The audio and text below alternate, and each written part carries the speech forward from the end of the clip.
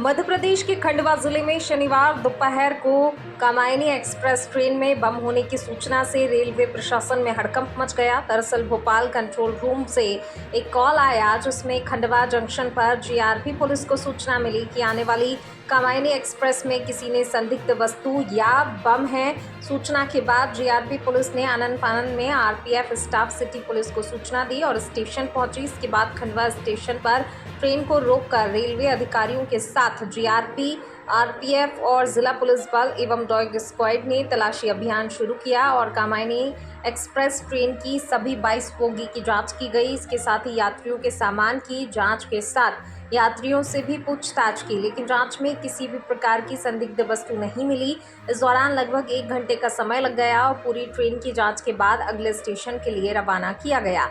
Khandwa GRP TI MP Thakkar ने बताया कि दोपहर करीब 12:41 पर भोपाल स्थित जीआरपी कंट्रोल रूम से उन्हें जानकारी मिली थी कि ट्रेन नंबर 01072 कामायनी एक्सप्रेस के स्लीपर कोच नंबर S4 या S5 या फिर इसके थर्ड एसी के डिब्बा नंबर B4 या B5 में औरंगाबाद से बम सूचना प्राप्त हुई है। इसके साथ ही कंट्रोल रूम से बताया गया था कि ये ट्रेन फिलहाल खंडवा से 16 किलोमीटर दूर तलवाड़िया स्टेशन तक पहुंच चुकी है, जो कि 15 मिनट में खंडवा स्टेशन पर पहुंचने वाली है। वहीं ट्रेन को खंडवा जीआरपी की टीम के साथ चेक करने के निर्देश भोपाल स्थित कंट्रोल रूम से दिए गए थे।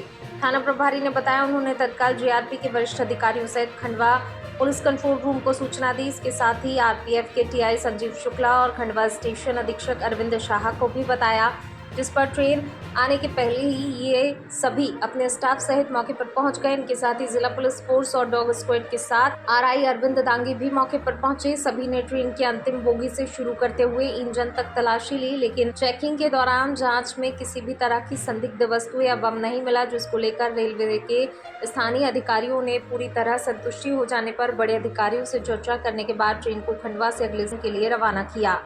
आज दिनांक 17/5/25 को समय करीब 12:41 बजे दिन में जीआरपी कंट्रोल रूम भोपाल से सूचना प्राप्त हुई थी कि ट्रेन 1072 कामायनी एक्सप्रेस के कोच S4, S5 या कोच B4, B5 में बम की सूचना औरंगाबाद से प्राप्त हुई है। उक्त सूचना के संबंध में आपको बताया जा रहा है उक्त ट्रेन अभी रेलवे स्टेशन तलवड़िया पहुंची है, खंडवा कुछ देर में पहुंचने वाली है। आप उस उक्त गाड़ी को अपने स्टाफ के साथ चेक कराएं। इस प्रकार की सूचना जीआरपी कंट्रोल रूम भोपाल से मिलने के उपरांत मेरे द्वारा जिला पुलिस कंट्रोल खंडवा जीआरपी के वरिष्ठ अधिकारियों को अवगत कराया गया। आरपीएफ थाना प्रभारी संजीव कुमार सिंह साहब को अवगत कराया गया तथा रेलवे स्टेशन खंडवा के स्टेशन अधीक्षक अरविंद शाह साहब को बताया गया।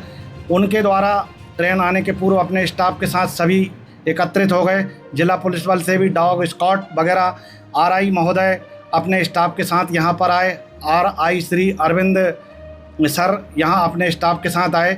सभी ने मिलकर ट्रेन की पीछे की बोगी से लेकर इंजन तक पूरा चेक किया और इसके उपरांत किसी प्रकार की चेकिंग में कोई संदिग्ध वस्तु बम जैसे कुछ सामान हमको बरामद नहीं हुआ और रेलवे के अधिकारियों द्वारा पूर्ण संतुष्टि हो जाने के पश्चात अपने अधिकारियों से चर्चा की और ट्रेन को फिर यहाँ से रेलवे स्टेशन खंडवा से आगे जाने के लिए रवाना किया। हरदा में इन दिनों नगर पालिका अमले द्वारा बकायेदारों पर कार्यवाही की जा रही है। बीते दिनों हुई नेशनल लोक अदालत के बाद भी जो बकायेदार शेष रह गए हैं उनके खिलाफ नगर पालिका द्वारा कड़ा रुख अपनाया जा रहा है। साथ ही ऐसे लोग जिन्होंने प्रधानमंत्री आवास योजना की पहली किश्त के 1 लाख रुपए लिए मगर मकान न बनाया हो, ऐसे लोगों पर कार्यवाही की जा रही है। नगर पालिका सीएमओ कमलेश पाटीदार ने बताया कि प्रधानमंत्री आवास योजना में 3 हितग्राही ताहिर खान, शाहरुख खान, अख्तर हुसैन वार्ड क्रमांक 2 के हितग्राहियों को मकान बनाने हेतु 1 लाख रुपए दिए गए थे, परंतु उनके द्वारा ना तो मकान बनाया गया ना वह रुपया वापस किया। इनके ऊपर संपत्ति का 13,282 रुपए टैक्स बकाया था, जिसके कारण उनके घर का नल कनेक्शन काट दिया गया। इसी प्रकार वार्ड क्रमांक 2 और 3 के बकायादारों के नल कनेक्शन शनिवार को काटे गए और इस प्रकार की कार्यवाही निरंतर चलती रहेगी। अवैध रूप से नल लगे हैं उनको काटने की कार्रवाई की जा रही है। किस प्रकार से कार्रवाई की जा रही है और क्या क्या उसकी वसूली भी हो रही है? हरदा नगर पालिका द्वारा लगातार इस संबंध में कार्रवाई की जा रही है। हम ऐसे लोगों को लगातार चिन्हित कर रहे हैं जिन्होंने अवैध नल कनेक्शन लिए उनको काट रहे हैं। इसके अलावा जितने भी बड़े बकायदा हैं, चाहे संपत्ति करके या जल करके, हमने लगातार उनको कई बार नोटिस भी दिए, लोक अदालत के भी नोटिस दिए लेकिन आज दिनांक तक उन्होंने जलकर संपत्ति का जमा नहीं किया है, तो हमने उनके नल कनेक्शन काटे। इसके साथ ही प्रधानमंत्री आवास योजना अंतर्गत 1 लाख की प्रथम किश्त देने के बावजूद भी करीब 200 ऐसे हितग्राही हैं जिन्होंने आज दिनांक तक मकान प्रारंभ नहीं किया है, तो उनके भी हम घर पूर्ति की कार्रवाई भी कर रहे हैं तहसीलदार साहब के माध्यम से। इसके अलावा नल कनेक्शन काटने की कार्रवाई कर रहे हैं। सर, जो पैसे दिए वो लंबे समय हो गए, 2-2, 3-3 साल हो गए, तो उनको क्या वसूलने की जो उनको पेनल्टी लगाई जाएगी उनके ऊपर? हाँ, अभी तो हमने उनको मौका दिया है कि आप तत्काल पैसा जमा करवाएं, अन्यथा उन पर पेनल्टी भी लगाई जाएगी और जो आरआरसी के प्रावधानों के तहत जितना सरचार्ज लगता है वो सरचार्ज भी जमा करवाना होगा। हरदा में शनिवार को कांग्रेस सेवा दल ने नारायण टॉकीज चौराहे पर मध्य प्रदेश सरकार में उप मुख्यमंत्री जगदीश देवड़ा का पुतला दहन किया। ये विरोध सेना को लेकर दिए गए विवादित बयान के खिलाफ था।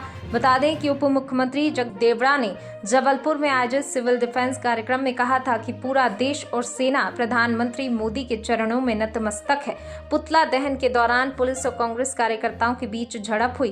विधायक आर के दोगने ने कहा कि भारतीय जनता पार्टी के शीर्ष नेतृत्व को तत्काल दोनों नेताओं विजय शाह और जगदीश देवड़ा का इस्तीफा लेना चाहिए। कोर्ट मामले को संज्ञान में ले रही है और भारतीय जनता पार्टी संज्ञान में नहीं ले रही है। ये बड़ा विचारणीय प्रश्न है।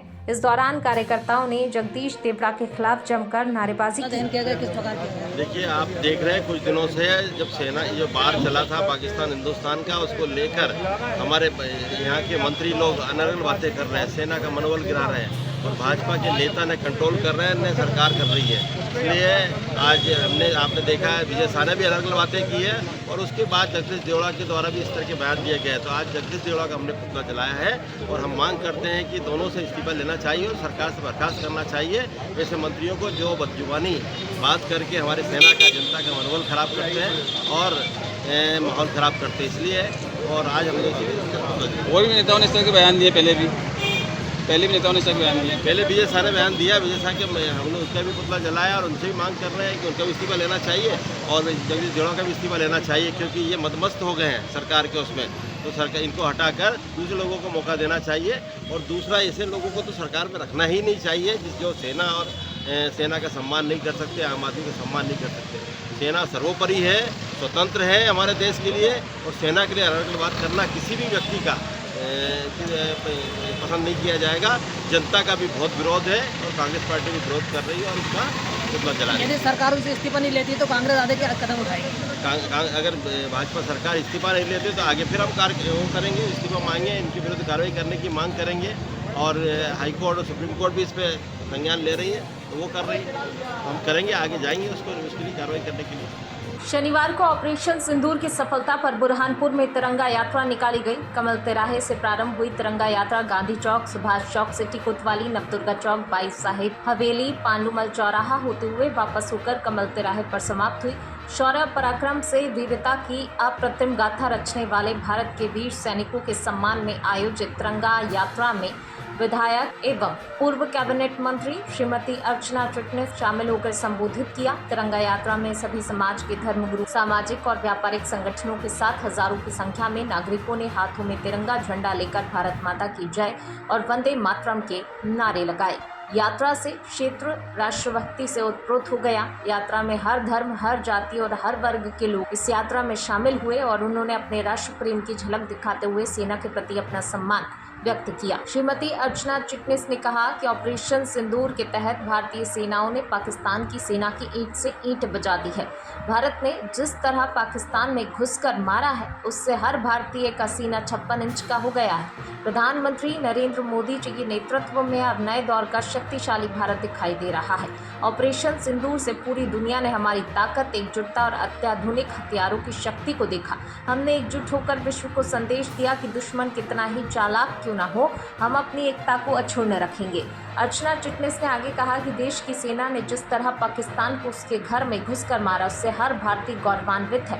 खेतों में किसान और सीमा पर जवान मुस्तैदी से अपने कार्यों को अंजाम दे रहे हैं। प्रधानमंत्री नरेंद्र मोदी जी के नेतृत्व में आतंकवादियों के खिलाफ की गई कार्रवाई से स्पष्ट हो गया है कि जो हमसे टकराएगा वह बच नहीं पाएगा। भारत की सेना ने, उसके शौर्य ने, पराक्रम ने, बुद्धि ने, युक्ति ने, देश प्रेम ने भारत का भाल, भारत का मस्तक गर्व से ऊंचा उठाया है। सेना ने जो कर दिखाया, उससे हर भारतवासी गौरवान्वित है, अपने आप को सुरक्षित महसूस करता है और हम सबके मन में भी है कि सेना ने अपना काम पूरा किया और देश के हित में, देश की भलाई के लिए, देश की तरक्की के लिए, प्रगति के लिए और देश को दुनिया का सिरमौर बनाने के लिए हम सबसे जो बन पड़े, हम सब ने अपना अपना कर्तव्य पूरा करना चाहिए।